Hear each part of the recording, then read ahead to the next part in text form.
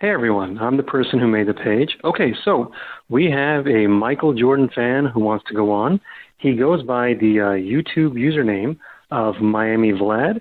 He has Michael Jordan as number one, and he would like to explain why Michael Jordan is number one. So let me put him on. Hey, thank you for coming to the program. My pleasure. I'm excited to do this and prove to you once for all why MJ is number one. You have Michael Jordan as number one. Feel free to explain if you like. Sure. So in order to compare, in order to find out who's number one, we have to find out who's closest to him.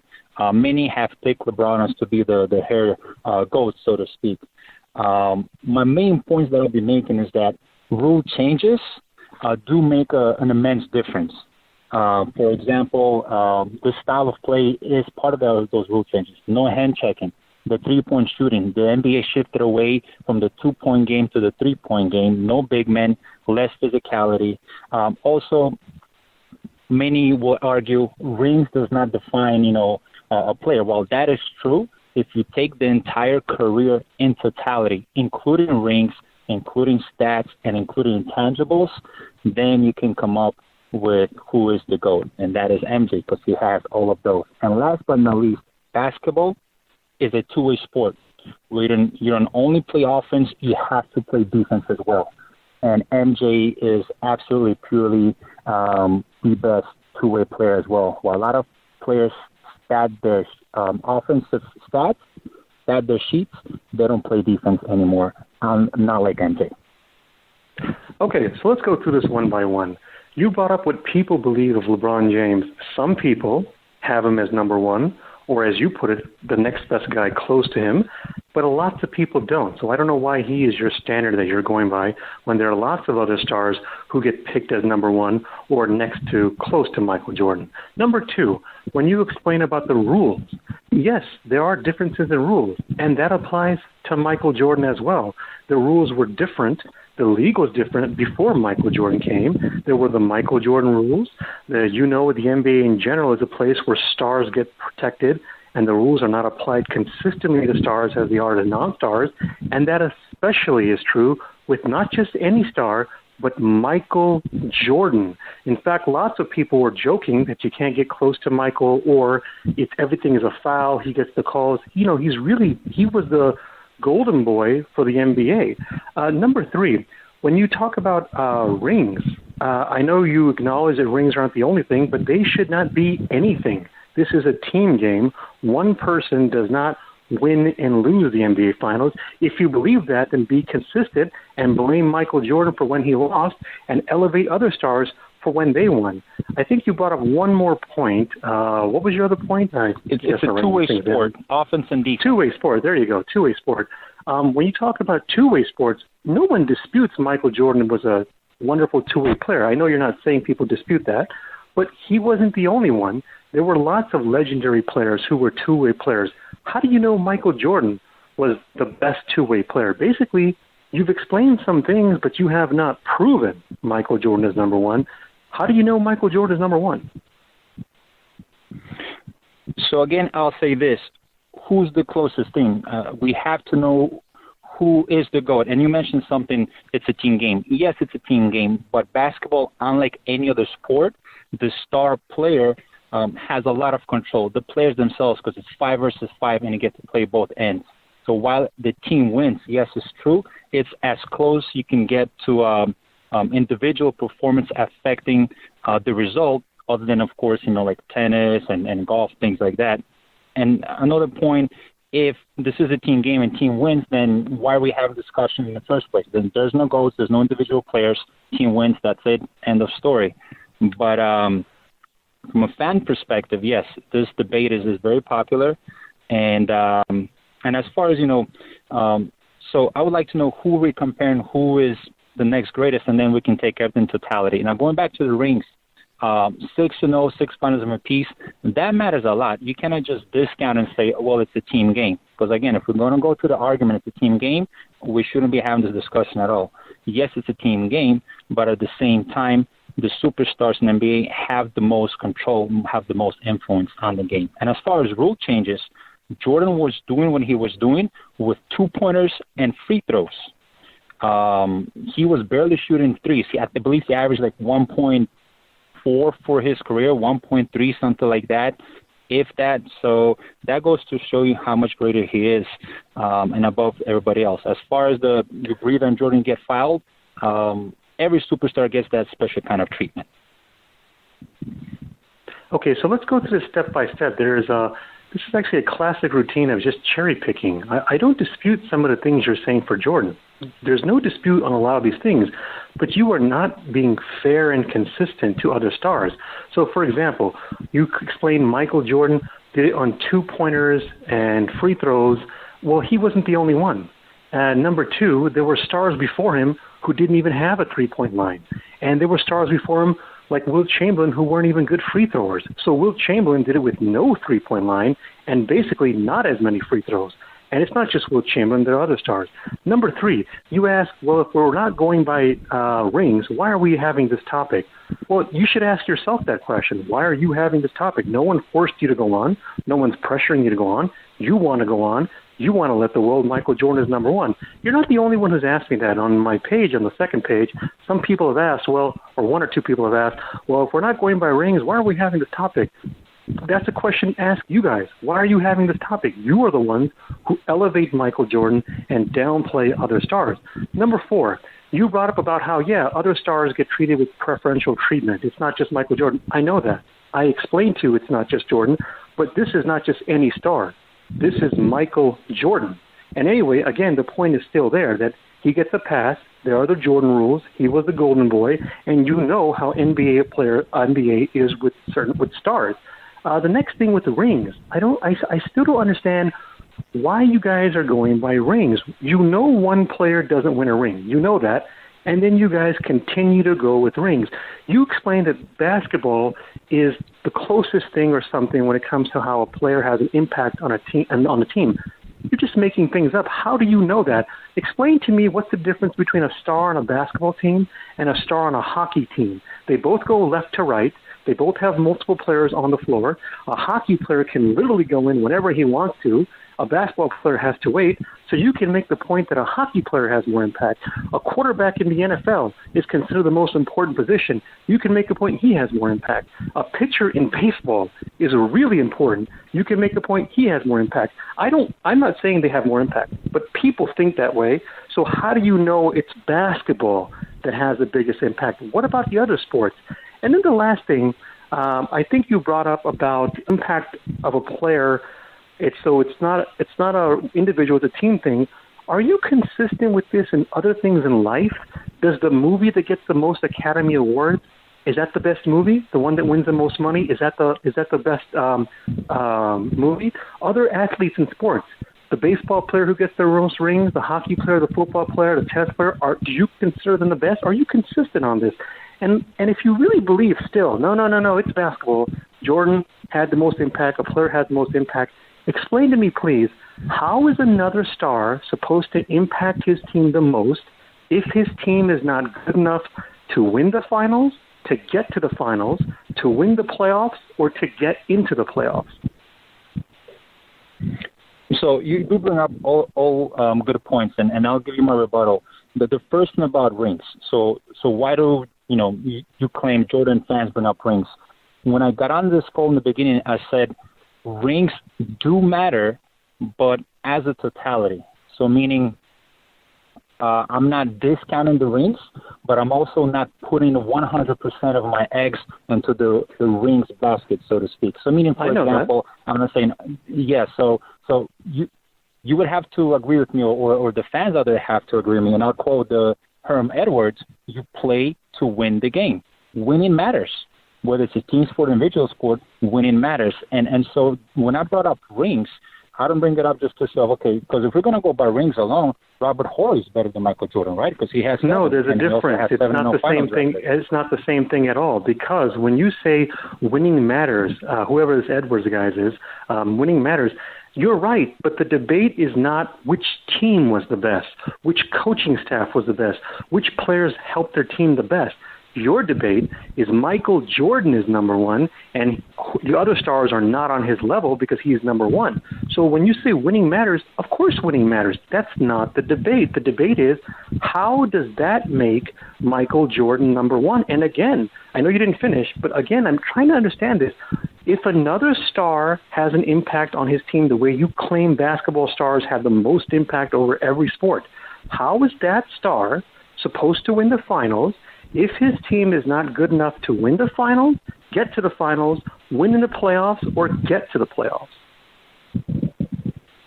So I'll go back and I'll answer that question. As far as you mentioned hockey and other sports are having the most impact, I do believe hockey is the closest thing to where a player has impact on both ends of the ice in this case, because, they play offense and defense. However, the difference between basketball and hockey is that hockey, they do have a different tactic. And I'm originally from Russia, so believe me, I know all about hockey.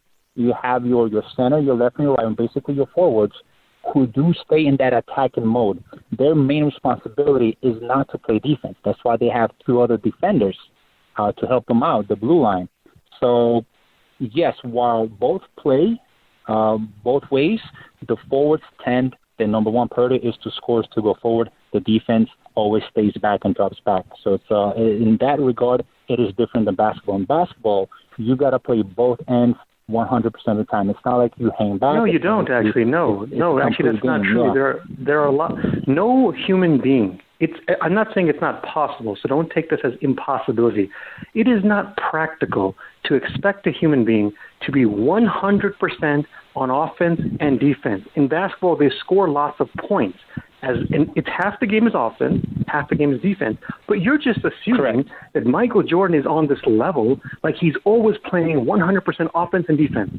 It's a lot easier in basketball to score on someone over and over, even if you're not a good player. If you got a 7-footer on you, you could just throw a backwards hook shot and you might get lucky it goes in. Defense in basketball is not the same as other sports, and you can't expect a player to be 100% every time, especially if he's going on the bench. When Michael Jordan goes to the bench, somebody else has to come in. And you're right, there are variables in hockey. Remember, I'm not the one disputing you that which sport is more of a team game, which in terms of individual players. I'm not disputing you. You're the one who concluded basketball is that game where it's more of the impact player from the start. That's your assumption. You can have that opinion. You can believe whatever you want. You have no proof on that. All you've done so far is give some examples where here's a difference between hockey and basketball. But you can find variables in every sport. You can find variables in basketball too. What is your proof that basketball is that game where a star has the most impact over other team sports?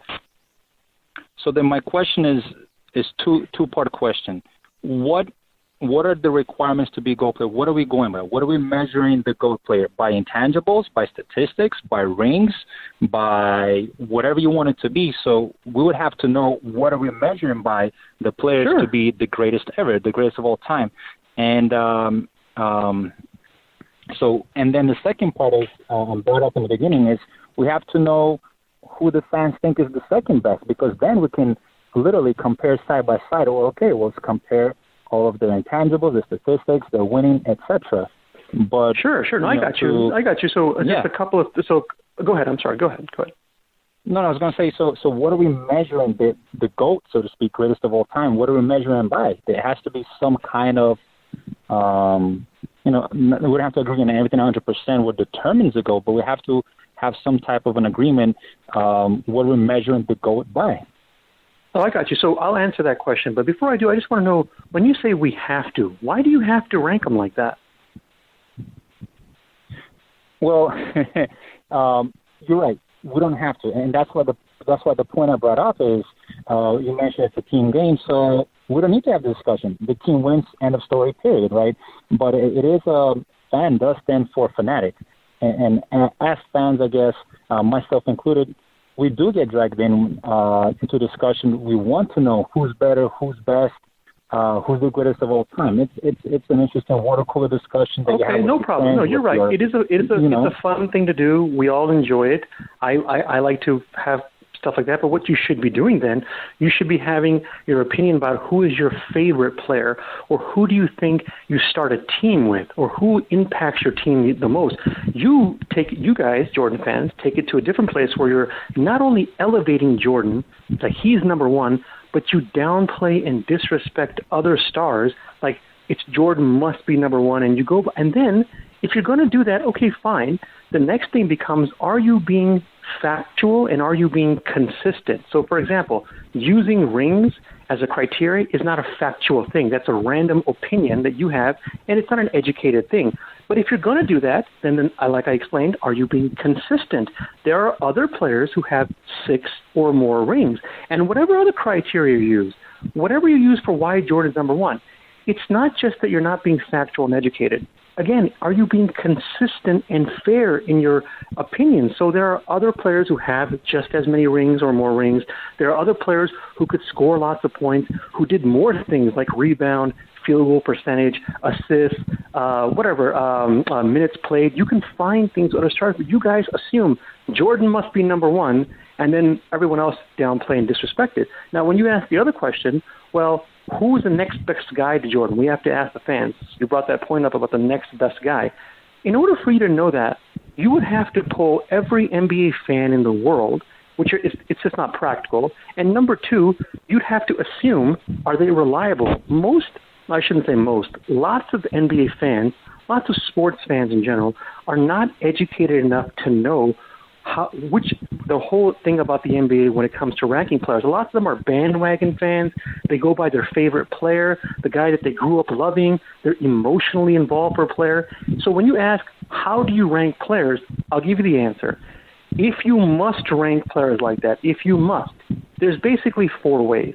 First, statistics. Everyone's going to explain stats aren't everything. There's stat padding, there's variables, and there's different reasons why people do well. And they're right. But these same people are the same people who go by stats first. So we all agree, fans, players, coaches, owners, most people go by stats first. Then the second thing becomes records. That makes a huge difference. If Wilt Chamberlain has the most records of all time, you can't just ignore that. That's very important. Then after that, if you have to have more things, you can go by other things like, who impacts their team the most, or skills, that kind of stuff. So impact, and then the next thing is, I guess, skills, or whatever comes first. Skills first, then impact. Right. You can do those things. So yeah, given the criteria pointed out, taken again as a totality, as a whole, then you said it has to be based on facts and consistent. Well, the number of rings you win, that's factual, right? That's in the record books. So that's not a matter of opinion. No, it has 6. It's not factual because one player doesn't win rings. So again, we're kind of ping-ponging between, since we're doing who's the GOAT, and like you said, we don't have to, but if we must have discussion, then yes, then rings do play because, again, we can agree to disagree that in basketball, a player has the most impact on a team sport than any other one. Let me show you what you're doing wrong, man. Here, are you familiar with Wilt Chamberlain's numbers? Absolutely. By the way, and let me point this out, Wilt Chamberlain was not perfect in the NBA Finals. He has one smear. He has a loss. But go ahead. So, I don't think Michael Jordan was perfect either. But okay, anyway. So when it comes to Wilt Chamberlain, Jordan 6-0. That's ridiculous. You're acting. I don't know why you guys are not understanding this. This is not golf or tennis or wrestling. There's no records. It's a team game. If Michael Jordan was by himself on the court, he wouldn't be 6-0. In order for him to have an isolation play where he's taking over and making a clutch shot, there has to be a spread floor. There has to be only maybe 1 or 2 guys double teaming him, maybe a triple team. He cannot do these things if he doesn't have a good team. And again, I brought up to you, third time I think, man, what is another star? If he is on that level of a superstar level, he's playing hard, he's doing well, how is he supposed to win a ring if his team is not good enough to win a ring? And when you explain, well, Jordan is 6-0, if you really want to do that, Bill Russell won 8 in a row. He won 11 rings. Kareem has 6 and more rings. John Havlicek is 8-0. I'm sure there's more people. You can find other people who have one less ring. Magic and Kobe. have one less ring, but they went to more finals. So if you're going to go by records of wins and losses, then be consistent and go by all the wins and losses. Magic and Kobe have one less ring, but didn't they go to more finals? And again, Kareem, Bill Russell, John Havlicek, they have 6 or more rings. And the last thing, I'm sorry, I know you should get a chance here. One more thing. I'm sorry. Thank you, man. When you explain that Jordan is 6-0 in the finals, if you really want to do that routine and you want to not be consistent with the other stars or whatever you're about to explain, you're going to downplay the other stars some way, do you understand you cannot lose in the NBA Finals if you don't get to the NBA Finals? So if you're going to go by winning and losses, what about all the times Michael Jordan lost? So again, going back to statistics, and you brought up yourself the criteria, it'll be number one statistics, right? That's what a lot of fans base it on, is statistics. Then, of course, winning matters. We agreed on that winning does matter, whether, it's a team sport or individual. And then, of course, comes in third the other, skill. No, we didn't agree on that.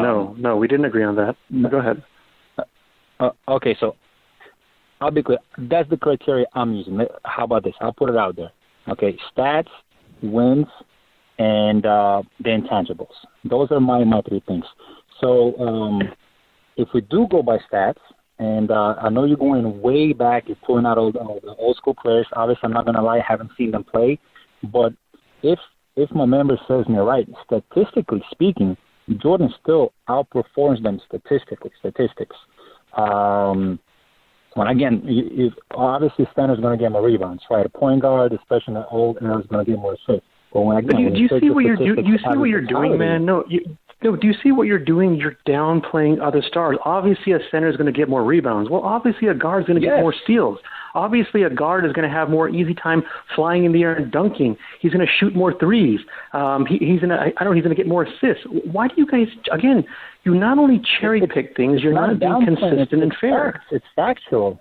It's factual. No, but you didn't hear what I said.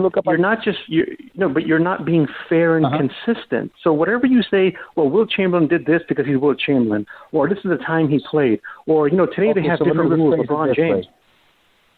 So when you say statistics, are we going by points alone? Are we going by rebounds alone? Are we going by assists alone? Statistics means statistics. So you go by all the statistics. Right. And that's my point. Thank you. My point is you have to take in statistics as a whole, as a totality again. So let's do statistics. Okay. You're going to give me the Wilt Chamberlain statistics. Let's see what they are. Okay. Well, remember, my debate is not about Wilt Chamberlain versus Michael Jordan. There's not enough time to go through every star. But if you want to do Wilt versus Jordan, we can do that. But I'm still trying to understand why you're not understanding this. You started the phone call off about today's NBA. The rules are different. LeBron James. You went to also Wilt Chamberlain is a center, so he's going to get more rebounds. You went to also, you were kind of surprised, well, we're going to go back in the old school days. I don't know all those stars. Don't you see what you're doing, the pattern, man? Every time something elevates another star, you have a hole. Well, today the rules are different. Those were olden days. Wilt Chamberlain is a center, he has more rebounds. But then when it comes to Michael Jordan, you don't do the same thing when it comes to his time of rules, how he was treated, how he's a guard, he's going to get more steals, etc. What you're basically doing is cherry picking, and you're not being fair and consistent and fair to other stars.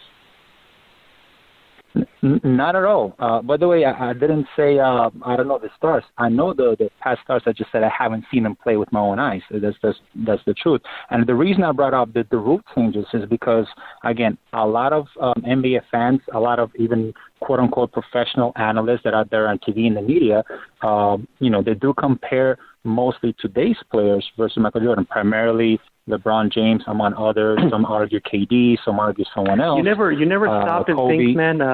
You never stop and think if they're all comparing them to LeBron James and Kobe Bryant. You never stopped and wonder, why are these people who you think are experts? Why are they only comparing to these stars? What about the so many stars of the past?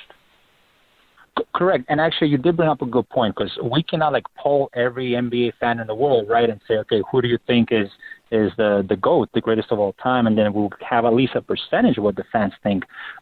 With that being said, yes, the media, they do have polls, and guess what? Wilt Chamberlain, Bill Russell, even Oscar Robertson, some of those players were on the list who people consider the best. Obviously, Magic, Bird, I mean, you name it. But that doesn't make any. I don't understand. I don't understand. Why are you holding in highlight what the fans believe? Fans are not all. I explained this to you. They're not all educated. Some of them are emotional. They go by their favorite player. You yourself have admitted more than once that you don't even know about all the stars of the past. If you, I didn't know about them. I said I never watched them play. There's a difference. Okay. Well, okay, fine. But if you're not watching them play, you don't know about them, man. Because you have to either watch them play, or even if you do know about them, if you're telling me you know about them, I don't know why you're ignoring their stats. Because when you go by all the stats, points, rebounds, assists, steals, field goal percentage, minutes, there is no way you can conclude Michael Jordan has the best stats. Are you concluding that? Maybe I want to make sure. Are you concluding Michael Jordan has the best stats? Yes. Again, I am. He has the best stats. And again, how do you figure? By my criteria, again, I'm not going by stats alone because that wouldn't be fair. And then the reason I say it wouldn't be fair, you brought up a very good point, and that is, what if a player is really good and he just doesn't have a good team around him, right? And that's where the intangibles come in. The drive to win, making others around you better.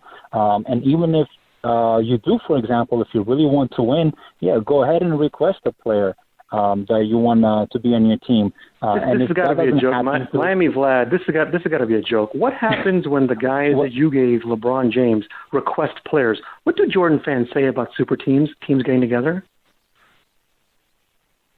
It's ridiculous, yeah. Now, absolutely. Now, you're right, and I'm against super teams, and LeBron started this. But guess what? And I'm glad you brought that up.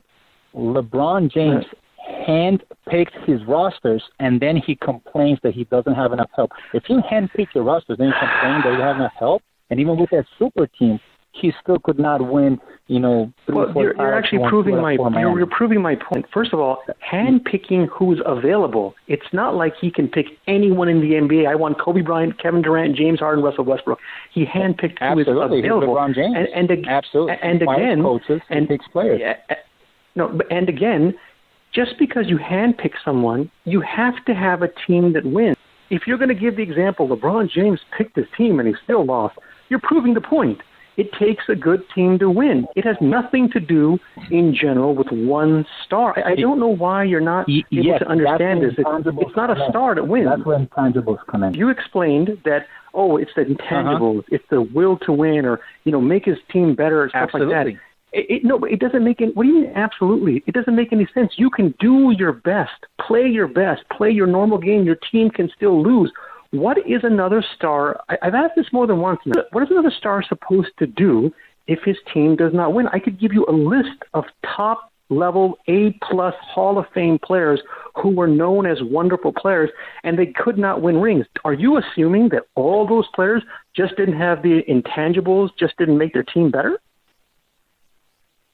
Overall, again, everything in totality, yes. And I'll give you a perfect example. And I know the players that you speak of in the past and present, Malone, Stockton, Ewing, Barkley, list can go on and on and on of great players that couldn't win a ring. That intangibles matter. No, but you're not understanding what I'm saying. You're not understanding what I'm saying, man. There's no dispute intangibles matter. I never said to you intangibles don't matter, will to win doesn't matter, skill doesn't matter, whatever, making your team better doesn't matter. I never said that.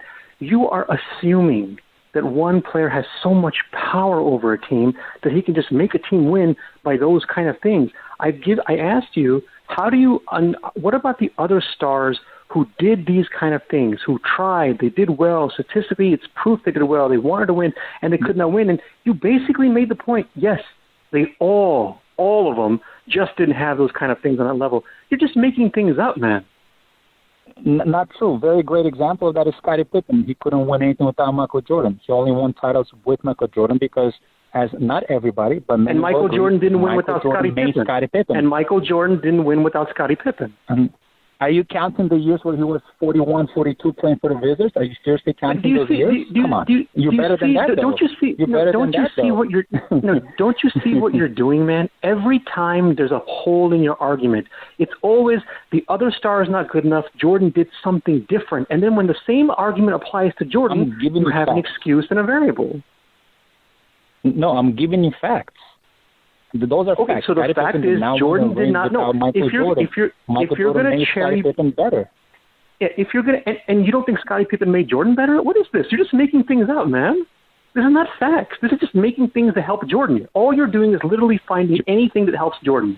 So you say, for example, if all those stars that lost, all of them, they did not have the intangibles to help their team win, et cetera, those kind of things. So by your logic, Michael Jordan didn't have those things because he lost a bunch of times. Okay. Now, correct me if I'm wrong.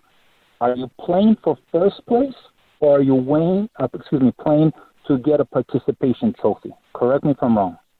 The team and the players are playing to win a ring. Now, you explained about intangibles. You said Reggie Miller, Patrick Ewing, Karl Malone, John Stockton. You labeled all of them as not having good enough intangibles and not doing what it takes to help the team win. That's your assumption. Fine. By your logic, I'm asking you again, by your logic, doesn't that mean Michael Jordan didn't have the intangibles and the will to win because he lost a bunch of times? He didn't always win. Well, again, when you say he lost a bunch of times, I'm assuming you're referring to the playoffs? Is that correct, or? Bro, did Michael Jordan win a ring every year? What did he lose? What did he lose exactly? This is a joke. Vlad, come on. This is a joke. You assume the label of... Because... Then I'm following up if you're being serious. Again, you made the assumption. This is your assumption of making things up, but you say it's a fact. Okay, fine. We're going to go by your so-called facts. Other stars, John Stockton, Patrick Ewing, Karl Malone, all the guys you listed, Reggie Miller, whoever you listed, I asked you, if they're doing well and they lose, do you think that they don't have the intangibles, that they didn't do what it takes to help the team win, whatever your criteria those things were? And you said yes. Okay, so you want to do that? Yes. I think that's ridiculous and uneducated. Hold on. This is important. No, this is important, man. If you want to make that assumption, which is not a factual thing, but if you want to do that, do you apply the same logic to Michael Jordan? He lost a bunch of times. So does that mean Michael Jordan didn't have the intangibles and didn't do what it takes to help his team win? So, I'll answer your question. Quick things. You said it yourself. The number one criteria is statistics. Okay? All those players that you gave me, Michael Jordan beats them out in statistics. So that's oh my God! There, dude. This is a joke, Vlad. You are literally every time you get cornered. No, Vlad. Every time you get cornered, you find a way to elevate Jordan. You also mentioned records. Jordan has more records than both players. No, Vlad. You're not understanding what I'm saying. Vlad, you're not understanding what I'm saying, man. You're not getting what I'm saying. I know what I said. I know what I know. I know what I said. Stats, records, impact the team, skills. I know what I said. Now I'm going by what you said. I asked you when the other stars lost, do you basically just mean that they all lost because they didn't have the intangibles, they didn't help the team win? And you said yes. That was your assumption, not a fact. Fine. By that fact that you call as a fact, it's not a fact. It's not a fact. Are you being consistent that when Michael Jordan lost a bunch of times, does that mean he didn't have the intangibles and he didn't do what it takes to help his team win? Don't give me about stats and records. I'm going by your criteria, what you win with. Right. So are we measuring career or single season? We're measuring career. Oh, my God, I can't believe this, man. Right? I cannot believe what you're doing, man. I cannot believe what you're doing. Why are you talking about career? If Jordan lost, of course he lost. He lost in regular season. He lost in playoffs. Okay. Absolutely, he lost. Okay, yes. So does that mean when Michael Jordan lost all those years, because he didn't just play 6 years, he played a lot of years.